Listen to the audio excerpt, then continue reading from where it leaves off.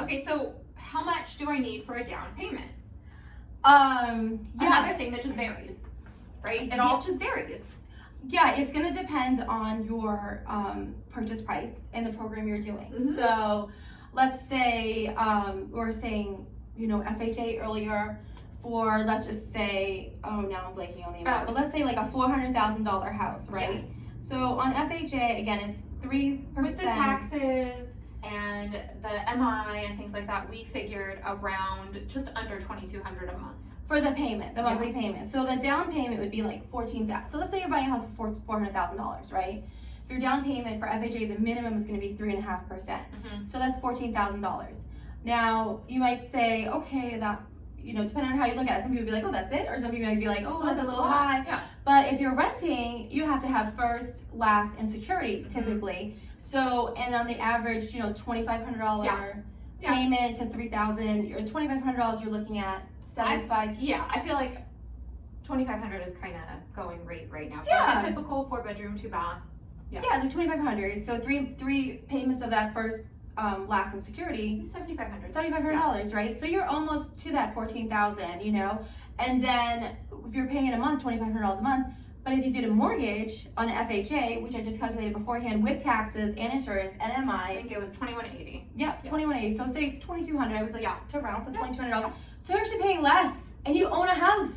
And when you leave that house, Yeah. you leave with equity. Yes, you have Which is more money. more money in your pocket. Yes. So it's boom, boom, boom, boom, boom, ching, ching, When ching, you ching, leave a ching. rental, do you leave with money in your pocket? Nothing. No. No, you leave with a headache. I You don't think give about me another any one. money for leaving. Yeah, thank you for staying here. Yes. You were Yes. good at it. No, trust me, you don't. How much you need for a down payment varies based on the purchase price and the loan type of program. loan program. So again, if you find a property in USA, no money down, sweet. FHA 3.5 on some of the first-time home buyer programs for Fannie Freddie. That's going to be like 3% down. If you're a VA, no money down. So again, and it's interest rates are insane. Oh, they're so great. They're so It's so insane. amazing. Yeah. Like, jump on, jump on before they change because they're amazing. Which is really going to help that qualify. Yeah, and that payment. Yeah. Jump on it now. Lock it in. 30 years fixed. It's fixed for 30 years. Yep. It's not going to change. Yep. Well, your payment can change because tax and insurance, but your base mortgage cannot change. So, but yeah. Again, another reason to chat with a lender. And exactly. Realtor. And your realtors, just look at Yeah, houses in your price range, Yeah. get an idea of what you're looking for. Okay, so next question.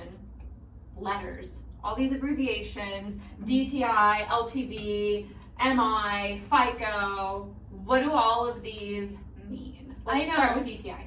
There's so many of them, and they're going to be thrown around at you a lot. But sometimes I think people throw around these abbreviations to kind of almost like intimidate you a little bit or something. So never feel intimidated. Never.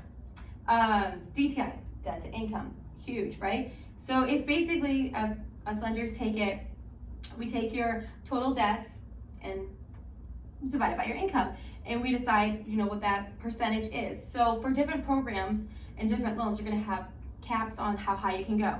So on a conventional Fannie Freddie loan, you're looking at 45, maybe 50% you can get up to. Which is going to affect the payment that you can take on, right? Exactly. That's going to affect how high you can go on that. Which affects the purchase price of that home. Yeah, it's like it's all together. It all works in synchrony with that. So that's why we have those limits. And those credit cards that we talked about not maxing out. Yes. That affects your debt to income ratio. Exactly. So if you have those, those payments, all those things come into effect, that's considered your back end debt to income. So you have your front end debt to income, which is your new housing expense. So you have two numbers, and then you have your back end debt to income, which includes everything and includes all of your expenses. But it doesn't, some people will ask me things like, it doesn't include things like your utility bills or your electricity or water. And some people, it doesn't include that. It just includes the things that are on your credit report. But you don't have to figure this number out for yourself. No, I don't do it. The computer does it for you. Yeah. But it comes out, and it's good though, and it's important. So you just want to keep under those ratios. So some people will say, I have a low DTI, or you don't want to have too high of a DTI. That's like thrown around a lot. But and this is not something that normal people know. Yeah, you don't need to know I couldn't tell you what my debt to income ratio is off the top of my head. It's not something you're supposed to know. It just is something that we use in the home purchasing process. Exactly. And then there's exceptions too. Sometimes you get exceptions because of other factors that you may have that's not included in the loan. So there's so many things that kind of like go into that, but it's just good to know that that's what that means, debt to income. Okay, so the next one was LTV, CLTV. Yeah, so LTV, CLTV, loan to value. So what your loan is divided by the value. So LTV, loan to value. Which helps you come up with your Equity. So, people might say, what's your loan to value? Is it 80%? Is it, 90? If you put 3.5% down, everything's subtracted from 100. So if you put 3.5% down on an FHA loan, your loan to value is 96.5. So if you put 20% down on a property, your loan to value is 80%. So, but again, this isn't a number you're supposed to know off the top of your head. This is what your lender helps you with. But still, these things are thrown away. And I honestly do think, especially first-time home buyers, they can be intimidating when you hear all these things being thrown at you. And don't be. You don't need to know any of them. And then CLTV, which is another one you hear a lot, is if someone has a second loan. So sometimes, you might buy a house and you want to have a home equity line of credit that you help take up that second part. There's another abbreviation, a HELOC, a home equity line of credit. There we go. I just threw that. I didn't even notice. I was like, just add that one to the list. Home equity line of credit, which is great. So it's you take out a loan and it's for a certain amount. You get a checkbook afterwards, and so sometimes people will do it if they're putting. You have to usually put 10% down for that. And then you could possibly do a first loan depending on your credit score and debt to income. You do a first loan at 80%, and then you can get a home equity line of credit for that remaining 10%. That would then avoid you on the first loan to have mortgage insurance. Then you have that small home equity line of credit for the 10% that you can pay down, pay it off. Once it's gone, bam, you only have that first one there. You never had mortgage insurance. So, and these are all things. There's so many programs. All of this, nobody knows this going into buying your first home. No one is familiar with this. Don't feel overwhelmed either. We're trying to give you a basis of everything, but all this stuff is things it's a lot. It's a lot coming at you. It's a lot, yeah. When it's your particular loan, that's when we or at least I try to say, let's talk to you. I try to talk to the person about what their goal is right now, what their long-term goal is, what they and they should talk to you. They should have an open dialogue with you and be able to freely ask all of the questions. If you have kids, if you have young kids, what are you going to want your payments to be like? Are you going to want to try to have your payments like this? Or are you going to want to try to have your payments like this?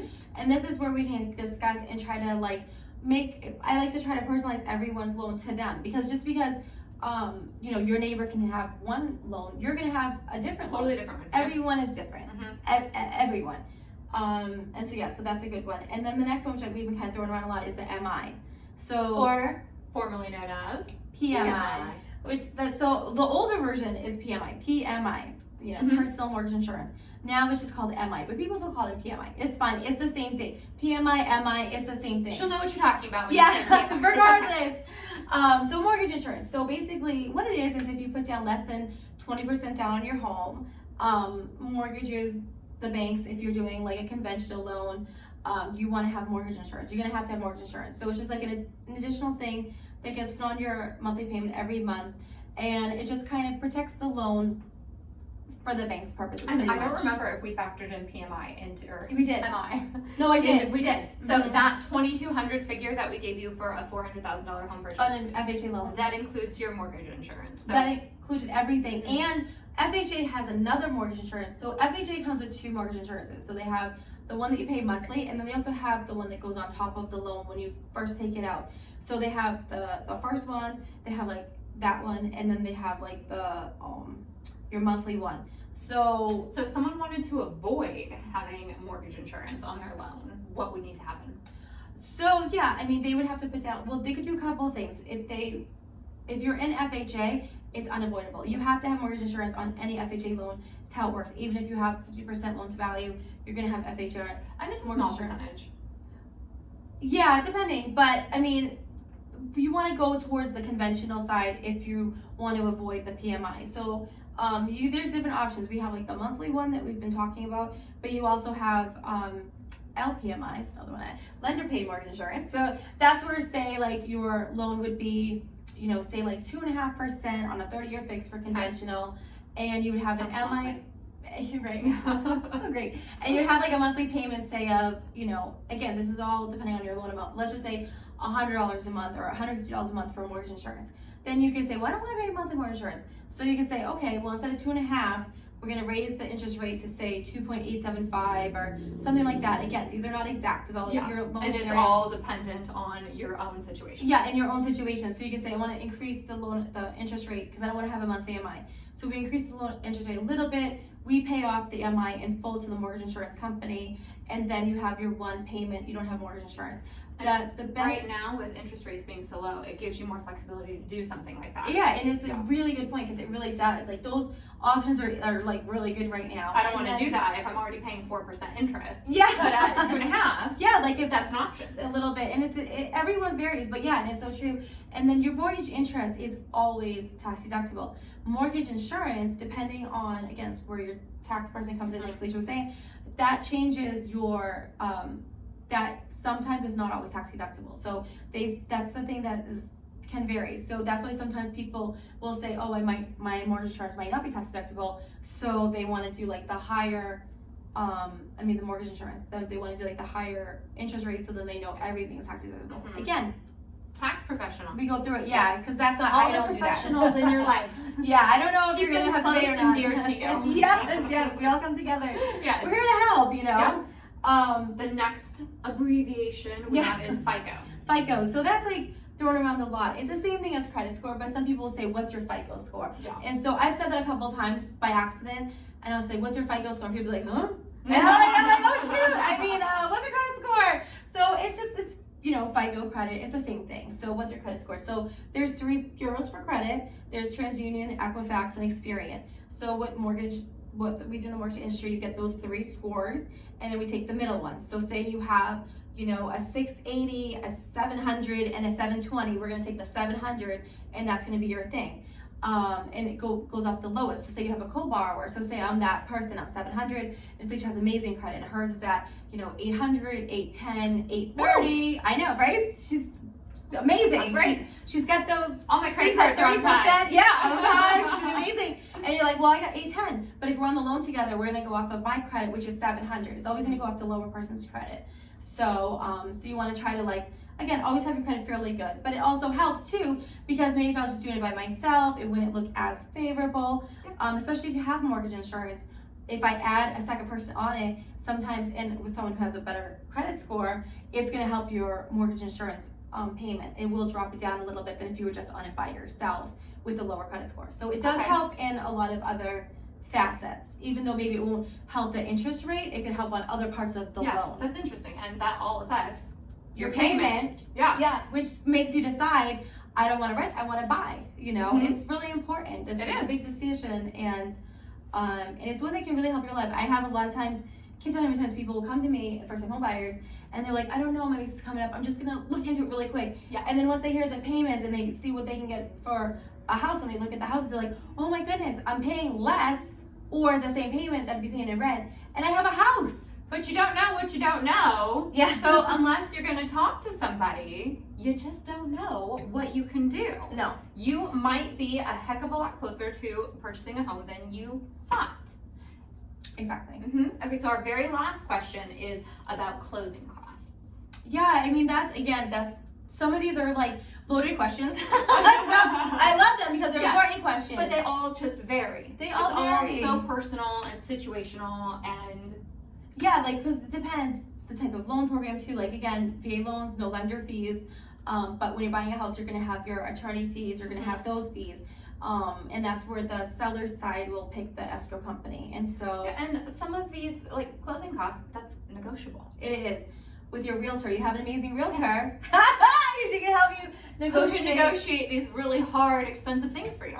Yeah, in your purchase price. So, that's really important to get a closing cost credit. I love seller closing cost credits. Yeah. I love when I get the offer, the accepted offer in, and it has that in there because it just helps the buyers so much, And a lot of times sellers are okay to do that. They accept it. If you do it correctly. Everyone has to be. That's why it pays to have a good realtor negotiating for you. Exactly. You have someone there that cares. I can't tell you how many realtors, again, I've been doing this a really long time, and so many realtors once they get that accepted offer, they check out and they're on to the next. They could care less, and then I'm stuck doing everything by myself, which I love to do, I don't care. But you want to have a realtor that cares about you and that really wants you to be in a home and wants to be your forever realtor. And that's what's really important, to find someone who, you know, honestly really cares for you and is going to fight for you. Because some realtors, they don't want to even ask for the closing cost credit because it's a pain sometimes to do.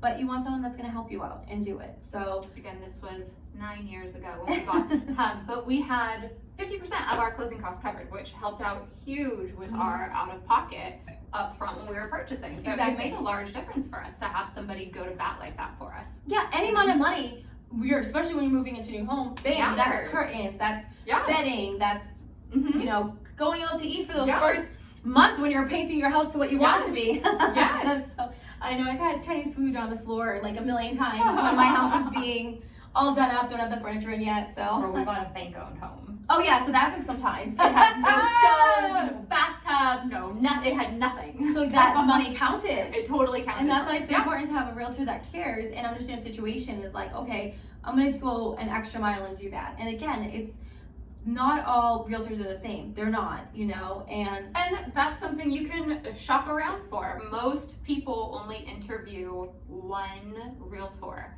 before they make their decision. We are not all the same, and the way that we market and the things that we have in our tool belt to market your home or to find you a home are very different. Exactly. I can't tell you how many times someone will come to me for a pre-approval letter and they'll give me the realtor, and I look at it and I'm like, oh, how do you know this realtor? And they're like, oh, I just found them on blah blah blah. And I'm like, oh, okay. Like, and they have nothing. And it's like, this is so important. Like, you want to have a realtor that meshes with a well, good track record and that cares about you. I can't stress it enough. Like, honestly, like, you know, Felicia's been there. She's done it on many accounts on the sides, and when you can really like relate to the home buyer doing something like that, I think that's so important. Because you care about them, you know, you don't care about, you know, your paycheck, you care about your borrower. It's such an emotional experience buying a home. It's so emotional. It is. It's crazy. And so you have to be there, available. So, and that's, I always try to be there for my clients 24/7. It's my career, and I know Felicia's the same way. So that's really important. I hope that we were able to answer a lot of your first-time homebuyer questions, and I hope that it'll prompt a lender call and a realtor call and get you finding out if you can afford a home right now, if you're ready to make that move, and feel a little less intimidated reaching out. And let us know if you have more questions, because we love this hearing. We got a lot of questions thus far. So any more questions, let us know your other questions. Throw them down there, and then we can do a whole nother video. With that, and come with it, and you know, always ask questions. Don't feel afraid to do something. You know, knowledge is power. So, thank you. Thank you. Here's your new house. I know, here's my house.